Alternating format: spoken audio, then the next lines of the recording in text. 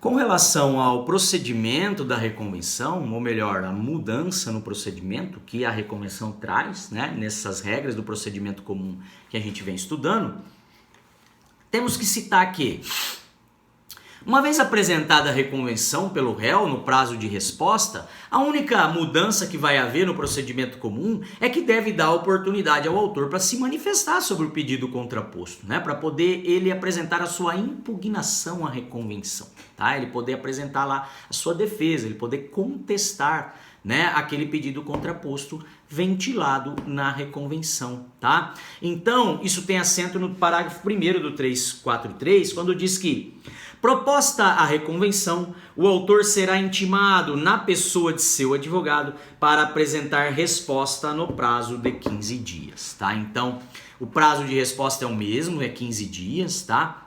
E o que vai mudar é que antes do juiz prosseguir para a fase seguinte, né, podendo abrir ali a oportunidade, a fase de saneamento e ordinatória, né, para que as partes tenham oportunidade de especificar provas, depois abrir a fase de instrução, né, essas são as regras do procedimento comum. Uma única mudança é que, se apresentar contestação, o juiz já poderia passar, não havendo ali matérias para réplica, né, matérias de defesa que tivesse que dar oportunidade para o autor falar em réplica, o juiz passaria para a fase de saneamento e assim sucessivamente, fase de instrução, fase de sentença, né, fase decisória.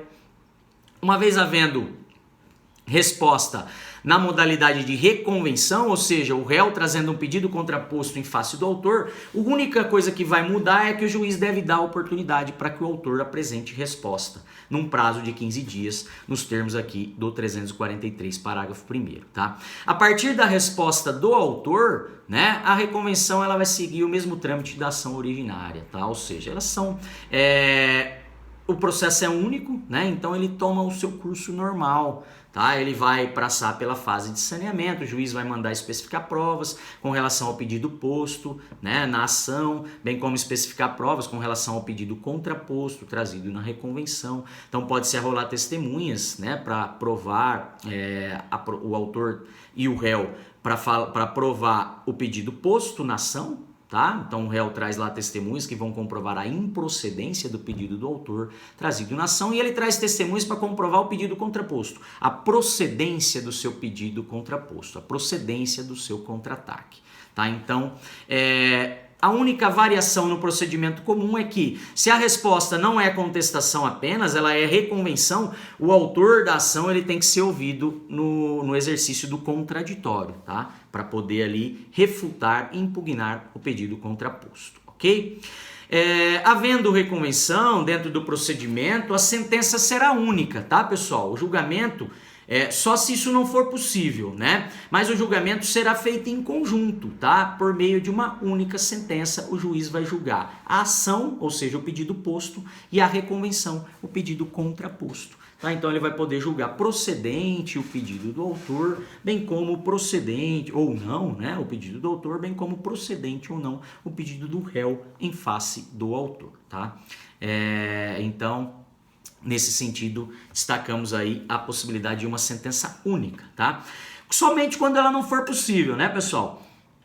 A gente vai comentar mais à frente, né? Seria a hipótese, por exemplo, de um desses pedidos, o posto ou contraposto, uma extinção sem julgamento do mérito e o outro depende de instrução, produção de provas. O juiz poderia, desde logo, extinguir sem análise do mérito e determinar o prosseguimento do outro nas suas fases posteriores para a produção da prova e depois para a prolação de sentença, tá? Então, nesse caso não haveria possibilidade, mas havendo possibilidade, o juiz já vai julgar os dois pedidos dentro de uma única sentença, através de uma única sentença judicial, ok? Outra questão que cabe comento é a questão do indeferimento da peça de reconvenção, tá? Assim como a petição inicial ela pode ser indeferida, é possível também o indeferimento da reconvenção, que a doutrina fala da inicial trazida na reconvenção, né? Então, caso haja o indeferimento por falta aí de não respeito àquelas condições da ação que nós falamos, né, a legitimidade, a questão da legitimidade, ou diz respeito à observância às regras do 319, que nós falamos que deve conter também requisitos na peça de reconvenção, né, requisitos próprios da petição inicial na peça de reconvenção, porque é uma verdadeira ação autônoma dentro da resposta do réu, né? Caso haja uma sentença de indeferimento da peça de reconvenção, essa decisão ela vai poder ser atacada por meio de um recurso de agravo de instrumento, tá? Por quê? Porque o juiz ele indefere apenas a reconvenção, apenas o pedido contraposto. O pedido posto, né, trazido na inicial, ele já não indeferiu, esse processo vai prosseguir, tá? Então a gente vai no 354, parágrafo único, que fala da hipótese de extinção de uma parcela do processo apenas, né? Diz o parágrafo único que quando a decisão ela dizer respeito apenas a uma parcela do processo, então vamos imaginar uma sentença de indeferimento da reconvenção, então só vai dizer respeito a uma parcela do processo, apenas a reconvenção e não a ação, ao pedido posto, né, pelo autor em face do réu.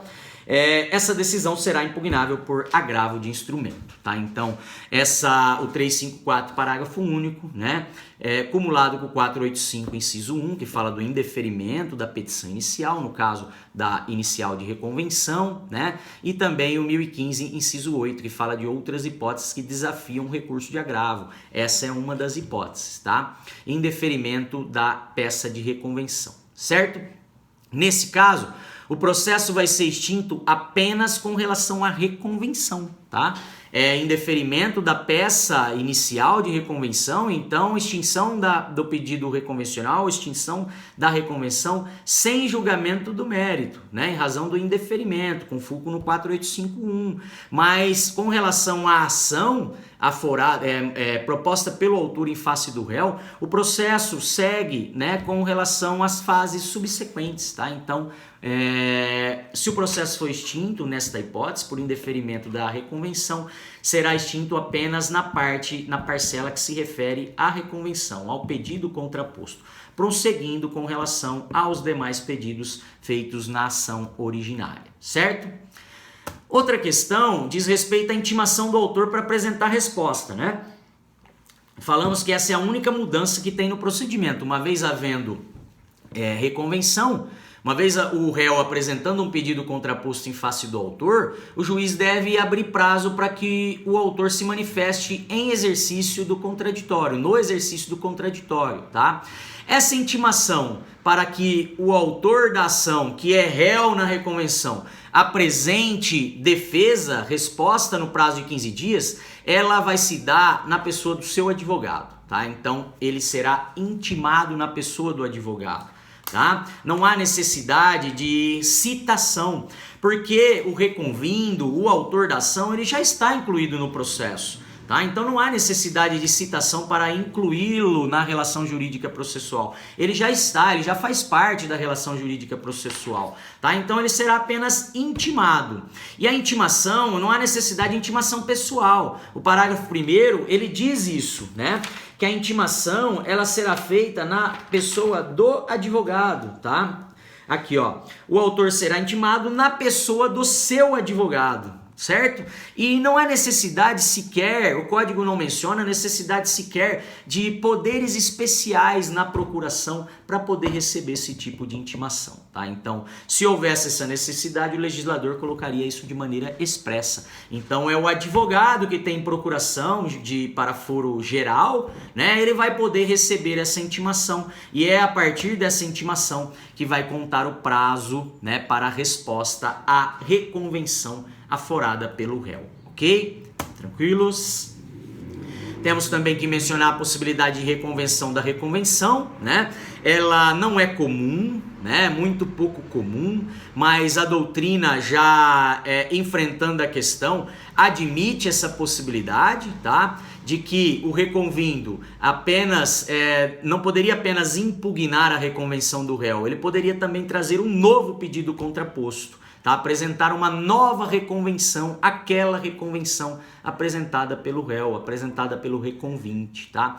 Então, é uma questão ainda divergente, tá, pessoal? Doutrina, jurisprudência divergem. Para ser franco, fiz uma pesquisa de jurisprudência, não localizei um julgado que trata desta hipótese, né? Mas a doutrina, ela comenta isso. Vocês encontram menção, né? Tanto na doutrina do Carreira Alvim, o Marcos Vinícius menciona, na doutrina do Marinoni, né? Então, a favor, a gente traz alguns autores, como Pontes de Miranda, Calmon de Passos, né? O Cruz e Tucci, o Marcos Vinícius, o Carreira Alvim, o Marinoni, o Sérgio Arenhart, o Daniel Mitidiero, tá? E jurisprudências, essas jurisprudências que estão nas revistas dos tribunais, tá? Então, através da pesquisa dos sites, eu não consegui extrair, mas trago aqui alguma citação para a consulta de vocês, caso tenham interesse na RT, na revista dos tribunais, tá? Na RT 679, vocês vão encontrar na página 88 a citação de uma decisão dessa. Na revista jurídica do Tribunal de Justiça de São Paulo, de número 596, lá na página 85 também tem uma referência com relação a essa possibilidade, tá? E aí outros exemplos que a gente traz aí para vocês, tá? Já posicionando de maneira contrária a essa possibilidade de reconvenção, a reconvenção, então a gente tem a ação, a gente tem a reconvenção do réu em face do autor, e o autor, quando fosse apresentar a resposta, apresentaria uma nova reconvenção, tá? Em face do réu, do reconvinte, tá? Contrária a essa hipótese, a gente tem a doutrina do Arruda Alvim, também o Pedro Batista Martins se posiciona de maneira contrária, tá? E a título de jurisprudência, na RT 586, a gente encontra um julgado contrário a essa hipótese de reconvenção da reconvenção, lá nas folhas 45. E na revista do Tribunal de Justiça de São Paulo, de número 89, lá na página 313, tá? Então, se vocês quiserem, né, pessoal, essas revistas dos tribunais, que nós não temos acesso gratuito a elas, né? Algumas são até físicas ainda, não são eletrônicas, né? E a gente teria que ter disponível esses livros para poder encontrar esses julgados a título aí de ilustração. Uma coisa que a doutrina menciona, então cumpre por isso mencionar a vocês, né? É a possibilidade de apresentação da reconvenção à reconvenção. Tá? Mas a doutrina diverge, há uma discussão, né, se isso seria vantajoso, né? O Marcos Vinícius diz que não há nenhum óbice ao ajuizamento de reconvenções sucessivas, realmente a lei não veda, tá?